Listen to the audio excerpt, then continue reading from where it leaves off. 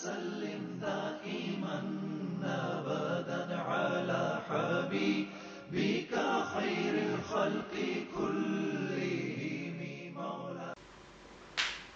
اعوذ باللہ من الشیطان الرجیم. بسم اللہ الرحمن الرحیم. نحمدہ ونصلی علی رسولہ الکریم. انتہائی قابل احترام ناظرین، السلام علیکم ورحمۃ اللہ وبرکاتہ.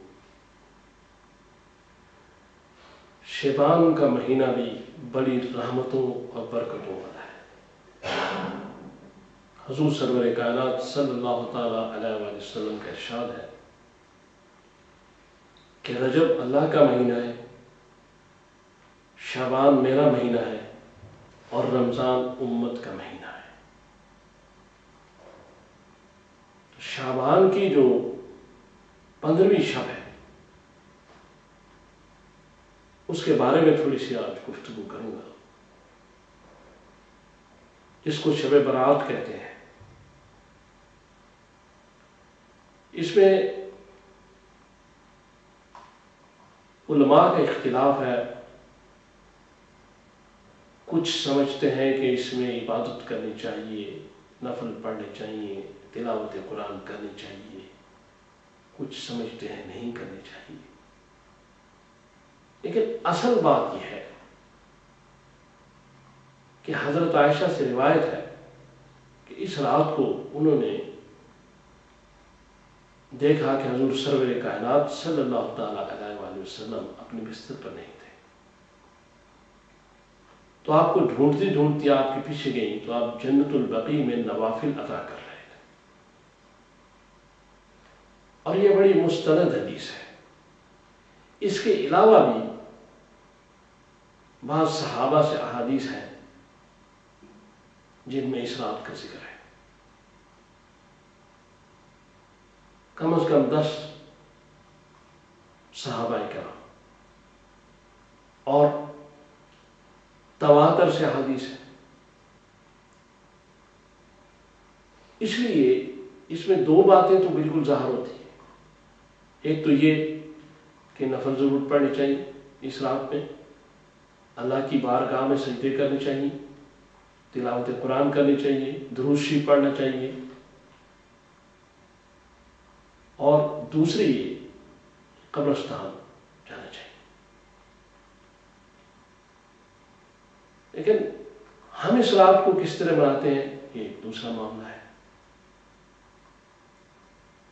یہ رات مغفرت کی رات ہے، گناہوں سے توبہ کرنے کی رات ہے، ندامت کے آنسو بہانے کی رات ہے. اور وہ جو آنسو ہیں وہ بڑے قیمتی ہوتے ہیں جو ندامت سے بہتے ہیں.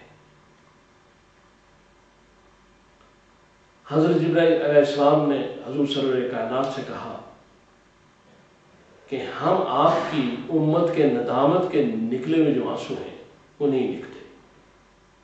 حضور نے فرمایا کیوں؟ انہوں نے جواب دیا اس لیے کہ آپ کے ایک امتی کا ندامت سے نکلا ہوا آنسو جو ہے وہ جہنم کی آگ کے سمندر کو ٹھنڈا کر سکتا ہے. تو حضور نے فرمایا پھر وہ کہاں لکھے جاتے ہیں؟ تو حضرت جبرائیل نے کہا کہ وہ اللہ تعالیٰ کے خزانے میں ہوتے ہیں. تو یہ ندامت کا آنسو بڑا قیمتی ہوتا ہے، انمول ہوتا ہے، جو اللہ کے بارگاہ میں سجدے میں نکلے. اور اگر پچھلا پہر ہو، آہ سحرگائی کا وقت ہو تو پھر معاملہ ہی کچھ اور ہوتا ہے. تو اس رات میں گناہوں سے توبہ، استغفار، درود شریف، تلاوت قرآن، نفل اور ندامت کے آنسو بہانا، یہ کام ہونے چاہیے. یہ جو کام ہم کرتے ہیں یا ہو رہے ہیں مناسب نہیں ہے. آتش بازی چلانا، یہ چیزیں کرنا، یہ تو ہم ہندوؤں کی نقل اتارتے ہیں نا. اصل بات تو یہ نہیں، اصل بات تو وہ ہے جو میں کر رہا ہوں. کہ جو مسلمان ہیں ان کے لیے تو دو ہی کام ہوتے ہیں، کہ خوشی ہو تو شکرانے کے نفل پڑھے، اور غم ہو، پریشانی ہو تو قضائے حاجت پڑھے، یعنی اس کی بارگاہ میں سجدے، صبر کے، شکر کے، پریشانی کے۔ مسلمان کو تو یہ کام ہے۔ تو چونکہ ہم مسلمان ہیں، اس لیے اس رات کو بڑے احسن طریقے سے ہمیں منانا چاہیے، اور حضور کی اس سنت میں نفل پڑھنے چاہیے، اور اس کے بعد دوسرے دن جو اگر روزہ رکھا جائے تو بہت اچھی بات ہے، چونکہ رسول اللہ صلی اللہ علیہ وسلم 3 روزے رکھا کرتے تھے۔ شعبان کی 13، 14، 15 کو حضور روزہ رکھتے تھے، بلکہ ہر مہینے کی 13، 14، 15 یہ 3 روزے رسول اللہ صلی اللہ علیہ وسلم نفلی طور پر رکھتے تھے۔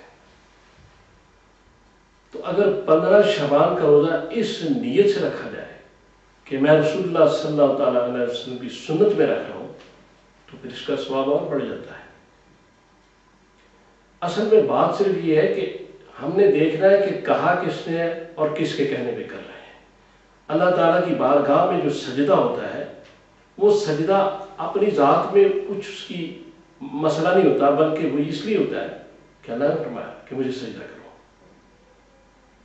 لہذا توحید یہ ہے کہ سجدہ اللہ کے آگے کیا جائے، اور اس سجدے کی فضیلت اس لیے ہوتی ہے کہ اللہ کے آگے کیا جاتا ہے۔ اگر کسی بت کے آگے کیا جائے تو شرک ہے۔ سجدہ تو سجدہ ہے، لیکن اللہ تعالیٰ کے آگے کرنے سے، اللہ تعالیٰ کی نسبت سے وہ سجدہ کمال پہ پہنچ جاتا ہے، اور بت کی نسبت سے وہ سجدہ انتہائی شرک کی حالت میں چلا جاتا ہے۔ لہذا رسول اللہ صلی اللہ تعالیٰ علیہ وسلم پہلے یوسف علیہ السلام کی شریعت میں سجدہ تعظیمی جائز تھا، قرآن میں بھی اس کا ذکر ہے، لیکن حضور کی شریعت میں اس کو حرام قرار دے دیا۔ اس لیے بات سجدے کی نہیں، بات حکم کی ہے۔ جب وہ کہیں کرو، جب وہ کہیں نہ کرو نہ کرو۔ اس لیے اللہ کی بارگاہ میں سجدے جو ہے وہ اس لیے بہت زیادہ شرط رکھتے ہیں، اور سجدہ ہی وہی ہوتا ہے جو اللہ کی بارگاہ میں کیا جائے، اور تو سب بیکار ہے، گناہ ہے، کفر ہے، شرک ہے۔ تو اس لیے وہ فضیلت ہے کہ اللہ کے آگے کیا جا رہا ہے۔ تو سجدہ کس کو کیا جا رہا ہے، اصل بات یہ ہے۔ تو اس لیے اس رات میں جو سجدے کیے جائے، جو نفل پڑھے جائے، تلاوت قرآن کی جائے، درود شریف پڑھا جائے، استغفار کیا جائے، تو سارے کام اس لیے کیے جائے کہ اللہ تعالیٰ ہماری مغفرت فرما دے، ہمیں بخش دے، ہمارے گناہوں کو معاف فرما دے۔ تو پھر تو یہ رات بڑے کام کی ہے، اور اس میں بڑا کام کیا۔ لہذا تقاضا عشق مصطفیٰ یہ ہے کہ حضور کی اطاعت کی جائے۔ رسول اللہ صلی اللہ علیہ وسلم سے محبت کا تقاضا یہ ہے کہ آپ کے احکامات کو مانا جائے۔ احکامات ماننا بہت ضروری ہے۔ ارشاد رسول سب سے اوپر ہے۔ اس لیے حضور کی باتیں کرنا بھی عبادت ہے، اور حضور کی باتوں پہ عمل کرنا بہت آسان کام ہے، لیکن باتیں کر کے ان کی باتوں پہ عمل نہ کرنا تو اس کا کیا فائدہ ہوگا؟ تو فائدہ تو یہ ہے کہ حضور کی بات بھی کی جائے اور حضور کی بات پر عمل بھی کیا جائے۔ تو یہ جو شب برات ہے، یہ ایک موقع ہے اس بات کا کہ ہم استغفار کریں، اللہ کی بارگاہ میں سجدے کریں، اور اس رات کو اللہ کی بخشش مانگیں۔ یہ دوسرے کاموں کے لیے نہیں ہے، جو غیر اسلامی کام ہے انہیں چھوڑنا چاہیے۔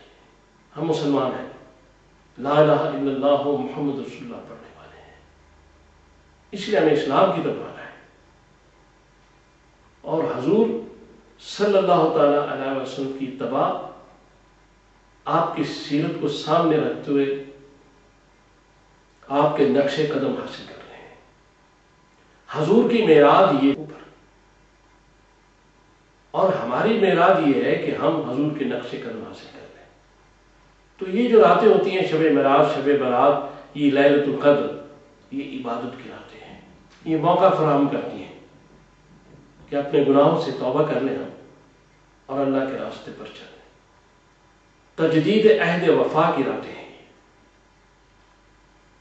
اس لیے اللہ تبارک تعالیٰ مجھے اور آپ کو توفیق عطا فرمائے کہ ہم اس پہ عمل کر سکیں. اللہ تعالیٰ آپ کو اپنے حفظ و امان میں رکھے. السلام.